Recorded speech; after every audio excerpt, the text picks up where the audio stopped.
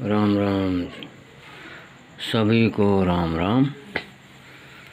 और आज नाग पंचमी की डबल राम राम सभी को।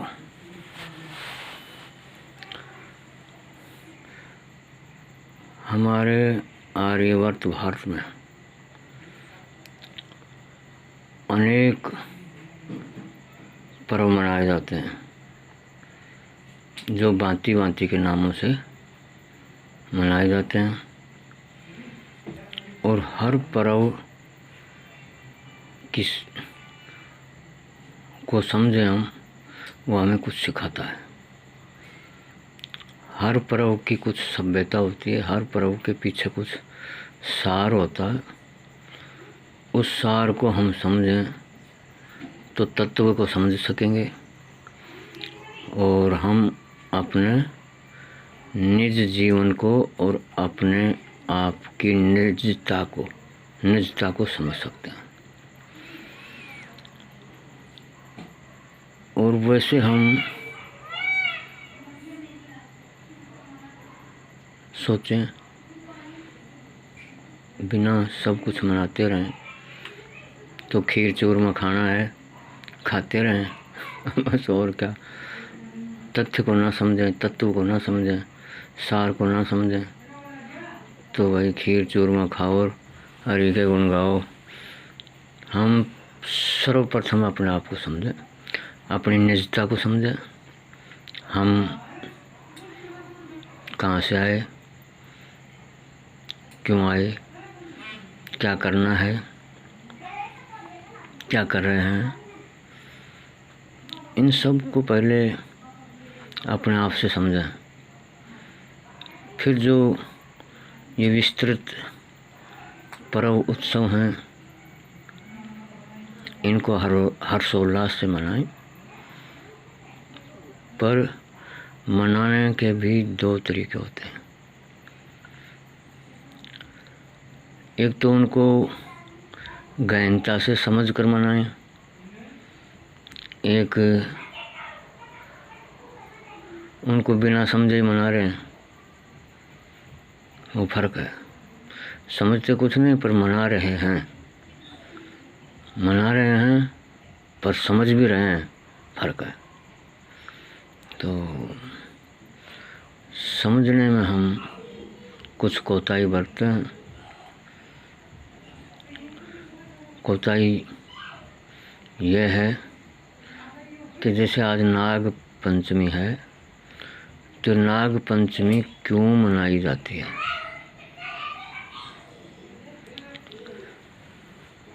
जैसे कोई त्योहार, दीपावली है, दीपावली क्यों मनाई जाती है?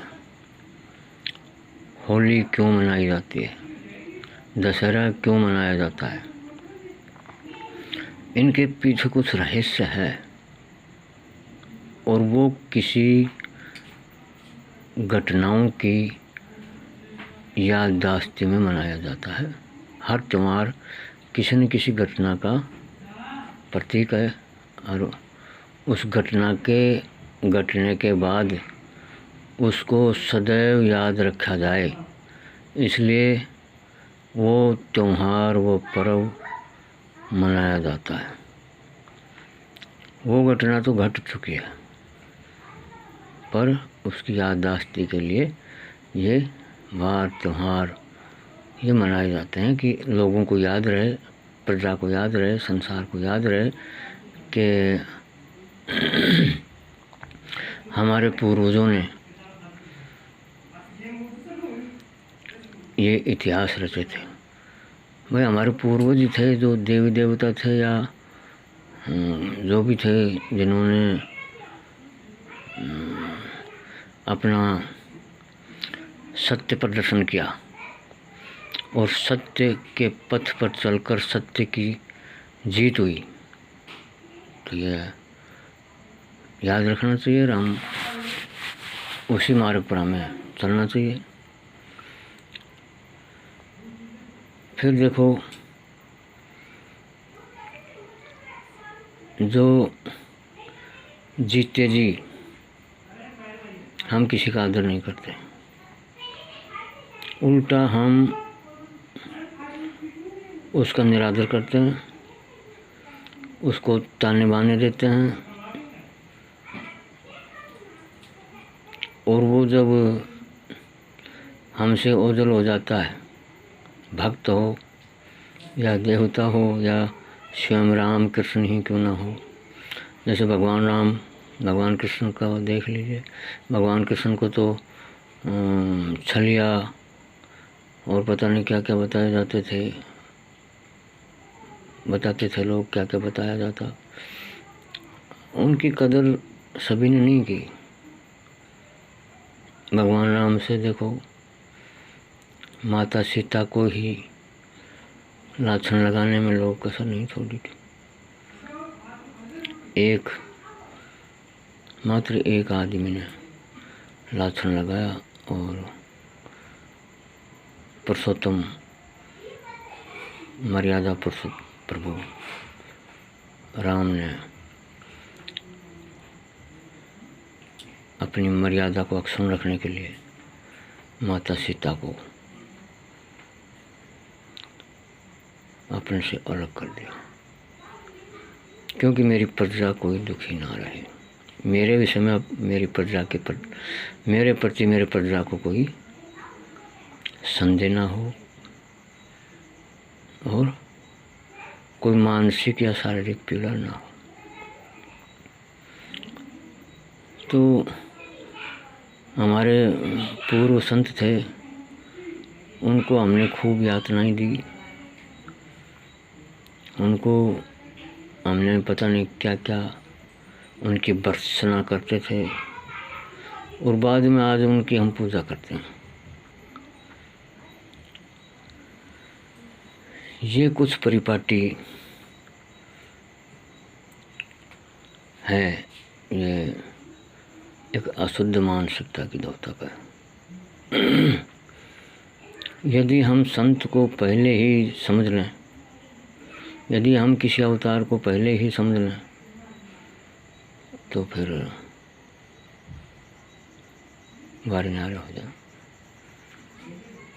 हम भी फिर तो उस परम सत्य मार्ग के पथिक हो जाएं और इस जीवन की बाजी को जीत जाएं। पर ऐसा होता नहीं। मेरा भाई को कितनी यातना देते थे वो। मेरा भाई जी ने कितनी यातनाएं झेली, किसी भी भक्त से ले लीजिए आप, कबीरदास जी, रविदास जी, तुलसीदास जी ने कितनी यातनाएं झेली, और आज सब एक मत होकर उनकी स्तुति करते हैं, उनको प्रभु के समान दर्जा देते हैं। तो मैं सभी से प्रार्थना करना चाहता हूँ कि सभी दिवस मनाए जाते हैं, इसी भांति कोई मनुष्य दिवस क्यों नहीं मनाया जाता, बताना चाहेंगे, अवश्य बताना। सभी दिवस मनाए जाते हैं त्योहारों के रूप में, मनुष्य दिवस त्योहार के रूप में क्यों नहीं मनाया जाता, या मनाते हैं मुझे मालूम नहीं, तो कृपा करके अवश्य अवगत करें। और मनुष्य ही एक उच्च कोटि का जीव है, प्राणी है, जिसके जन्म के लिए, जिस योनि के लिए, मनुष्य योनि के लिए देवता भी प्रभु से सदैव प्रार्थी रहते हैं। ये सब जग जाहिर बातें हैं। कृपा करके सुझाव दें कि मानव त्यौहार क्यों नहीं मनाया जाता, मानव के नाम से, यानी मनुष्य के नाम से कोई ऐसा त्यौहार क्यों नहीं मनाया जाता जो धूमधाम से मनाया जाना चाहिए। यानी कि वो उनकी बात मैं नहीं कर रहा, बहुत से त्यौहार मनाए जाते हैं जो हमारे पूर्व संतों के नाम से, पर वो संत जीवित थे जब तो उनका नहीं था ना, जीवित संत के नाम से या कोई मानव नाम से, कोई मानव योनि है, ये बहुत ऊंची योनि है, इसके नाम से कोई ऐसा बड़ा पर्व मनाया जाता हो कि हम गौरवान्वित महसूस करें कि हम मानव हैं, हम मानव हैं। उस त्योहार को देखकर और हम कुछ हमारे विषय में ये जान पाएँ कि हम हमारी योनि देव योनियों से भी उच्चतर कोटि की, उच्चतम कोटि की है, उच्च कोटि की है। तो कृपा करके मुझे अवगत कराएं, मेरी भूल है या ये बात सत्य है, ये जानना चाहता हूँ। इसी के साथ जय श्री राम, राम राम जी, जय सर्वव्यापक वासुदेव। हरि ओम तत्सत, हरि ओम तत्सत, हरि ओम तत्सत।